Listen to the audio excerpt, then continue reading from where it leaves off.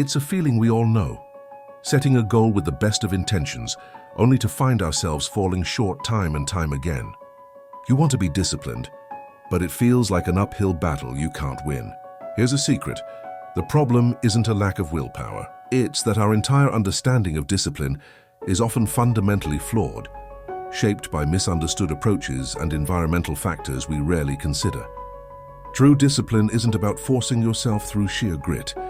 It's a skill you can learn and cultivate by understanding what it truly is and what it isn't. First, we need to dismantle the common misconception of discipline. For many, the word conjures images of rigid punishment and harsh self-denial. We're taught to see it as a battle against our own nature, but this perspective is counterproductive. True discipline isn't about punishment, it's about teaching and guidance. It's the practice of making consistent choices that align with our long-term goals. Furthermore, a myopic focus on behavior alone completely ignores the underlying causes. Issues like ADHD, anxiety, or even sensory sensitivities can make traditional discipline methods ineffective. It's not about being hard on yourself, it's about being smart and strategic in your approach. So why do our best-laid plans so often fail? It usually comes down to a few common pitfalls. One of the biggest is a lack of clear goals and planning. A vague goal like get healthier provides no direction, making it easy to lose motivation. Another is inconsistent routines. When your actions are sporadic, you undermine your own progress and create confusion rather than habit. We also underestimate the power of our environment.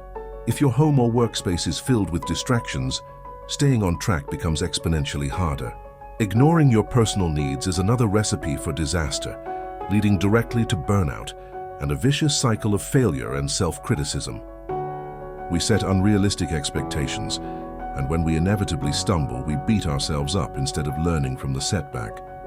Finally, relying on punishment rather than teaching simply doesn't work for brains that struggle with cause and effect thinking. To achieve lasting change, we must reframe discipline for success. This starts with building sustainable habits through consistent routines that feel supportive, not restrictive. Instead of aiming for perfection, practice self-compassion and flexibility. Understand that setbacks are part of the process. The key is to adjust your strategy and keep moving forward. Take control of your surroundings by creating supportive environments. This could mean removing temptations from your kitchen or setting up a dedicated, distraction-free workspace. It's also crucial to identify and address the underlying causes of your behavior. Are you procrastinating because of anxiety?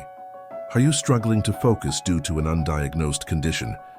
Answering these questions is more effective than just trying to force a change in behavior. Lastly, get specific with your planning.